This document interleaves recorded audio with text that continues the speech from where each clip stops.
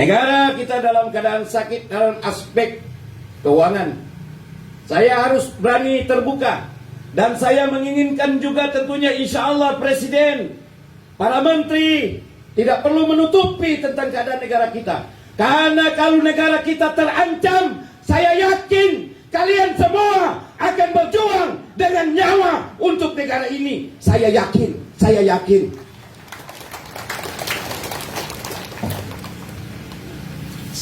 Sekebal-kebalnya kita,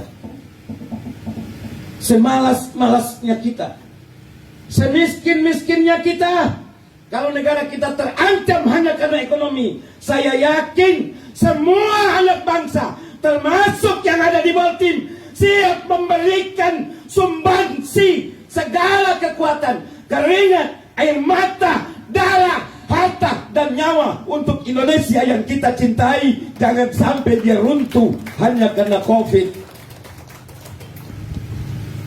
Saudara paham apa yang saya katakan? Negara sedang sakit tapi masih memberikan kepada kalian sekarang ini TKD.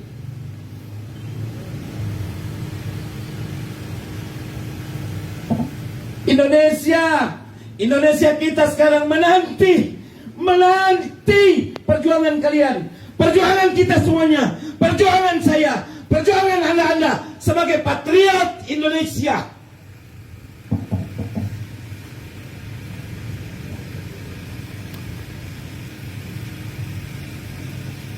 Satu negara akan bubar hanya dua persoalan, saudara.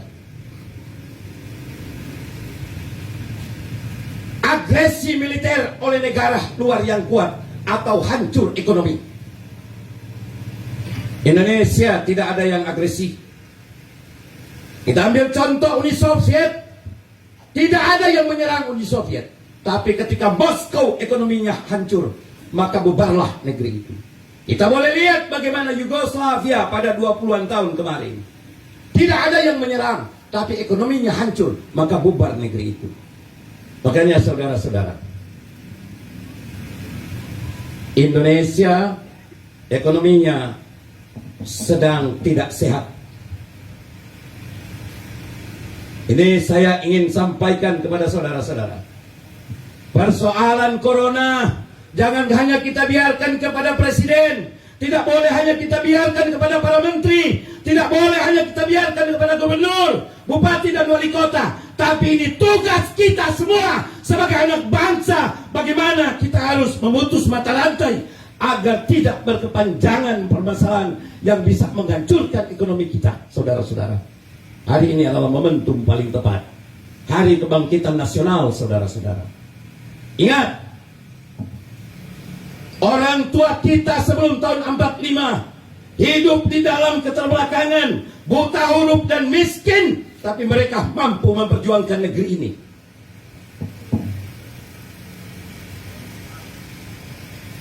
Makanya saya berharap tingkatkan kedisiplinan saudara, itu yang dibutuhkan oleh negara. Tingkatkan rasa tanggung jawab saudara, itu yang dibutuhkan oleh negara. Saya ingatkan lagi, ekonomi negara, ekonomi Indonesia dalam keadaan sakit, tapi hari ini pembuktian dia masih mencintai kalian untuk memberikan yang kalian akan bawa pulang ke rumah. Betapa sayangnya negeri ini pada kita semuanya. Jangan kita enak lihat para dokter, para perawat mati percuma karena berjuang untuk bagaimana membela keselamatan dari rakyat. Mereka mati percuma. Kemarin satu perawat di Jawa Timur dalam keadaan mengandung 4 bulan harus menjadi korban. Jangan kita jadi pengkhianat karena kelalaian kita. Akhirnya banyak yang menjadi korban. Jangan kita menjadi pengkhianat sesama anak bangsa kita. Para dokter, para tenaga perawat, mereka sedang putus asa, saudara-saudara. Karena mereka berjuang membela nyawa kita. tapi kita lalai dan seenaknya. Akhirnya kita terpapar dengan COVID-19. Saudara-saudara, pada kebangkitan nasional ini, saya mau kalian semua, saya ajak kalian semua sadar. Ini bukan sekedar untuk jangan banyak orang Indonesia mati, tapi kita harus menjaga Indonesia terancam karena ekonominya sekarang ini. Ingat, sekali lagi saya katakan, negara bisa bubar dengan dua permasalahan. Yang pertama, tekanan atau agresi militer negara yang kuat diduduki oleh negara lain, atau ekonomi bangsa hancur. Kita sekarang sedang dirundung permasalahan ekonomi.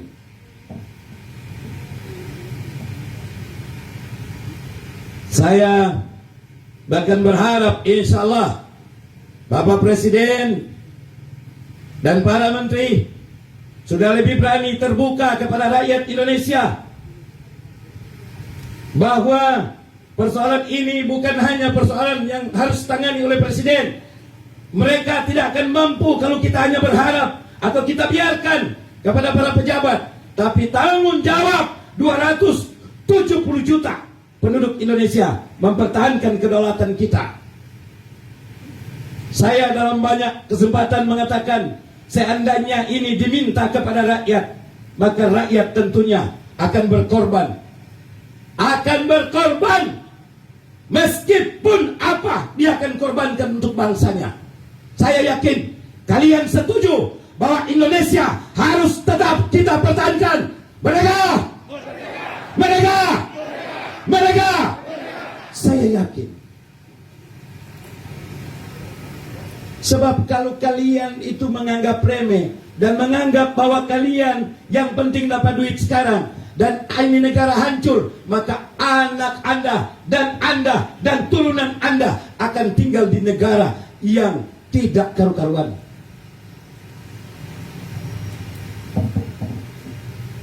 Makanya saya hari ini berpesan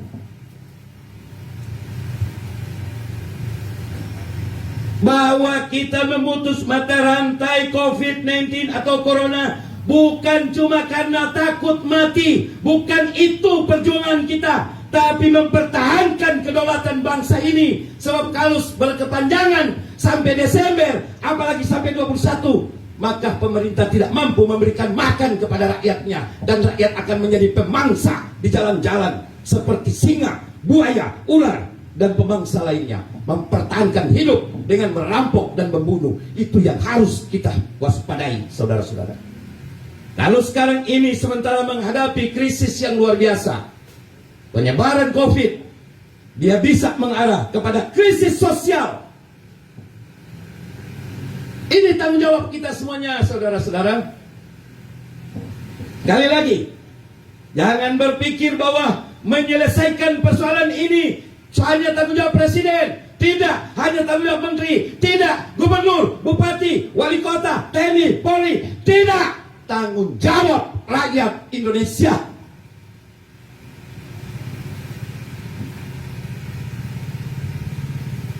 Sekarang ini kita tidak memanggul senjata, saudara. Kita tidak perlu memanggul senjata. Kita hanya perlu kedisiplinan.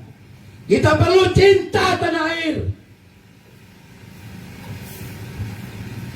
Jangan nanti kita tinggalkan negara ini, atau pada satu waktu kita tinggal menceritakan pada anak dan cucu kita bahwa dulu kita pernah punya bangsa namanya Indonesia, tapi karena kita tidak bertanggung jawab, maka bubar negara kita, dan kita sudah menjadi negara yang acak-acakan.